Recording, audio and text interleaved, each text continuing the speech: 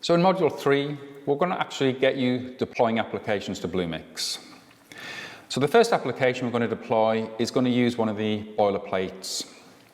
So these provide you a really fast way of getting started.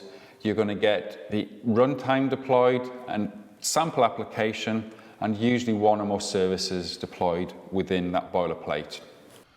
When you have your boilerplate deployed, you can get access to the code, the sample application that's been deployed in that boilerplate.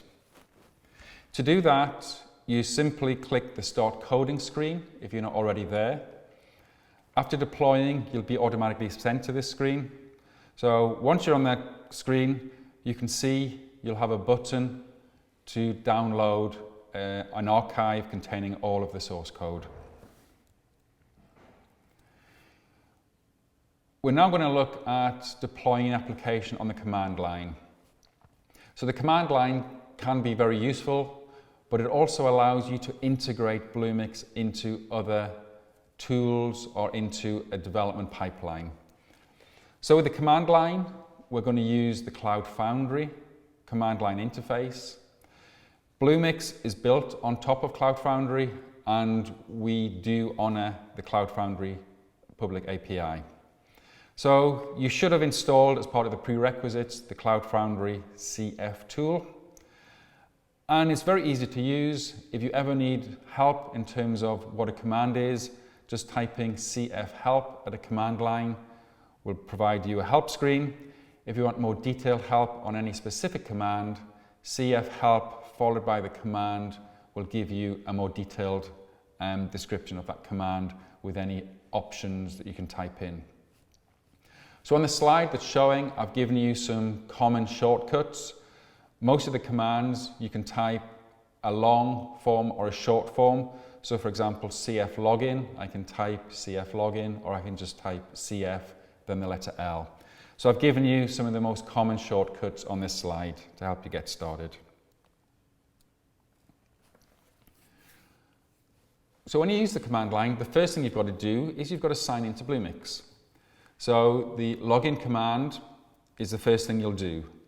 And then this is where the regions come into play, because you log into a specific region. I've actually included here on the slide how to log into the US South and the European GB region. And you can put the options, so the email, the password, the organization, and the space. Or if you just type CF login -a, the URL, it will then prompt you for your username, your password.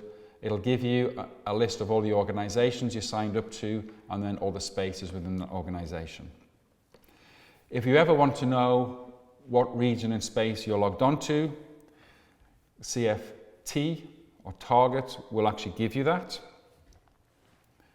And then similarly, you can check what spaces are available in the current organization by typing CF spaces, and to move to a different space, CF space, and then the space name will allow you to change space.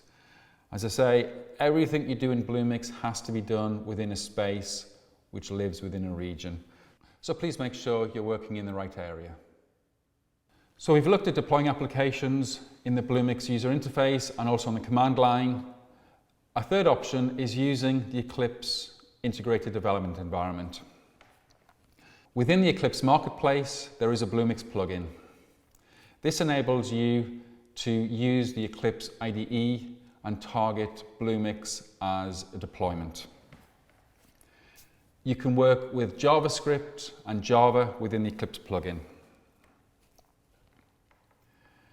When you install the plugin, by default, you're going to get the US South and the GB region defined, but you can define other regions.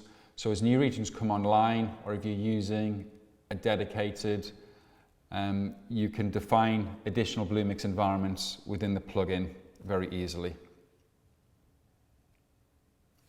You just simply say Manage Cloud, and then you have the option to add or edit the additional things. I've included the link on this slide where you can get all the information, all the URLs when working with different regions in Bluemix.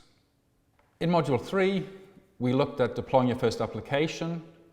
We then got the source code and deployed that using the command line. We edited that code and pushed the change to Bluemix.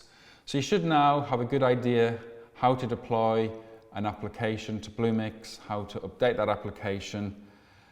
You can also start an application from scratch if you choose not to use one of the predefined sample applications.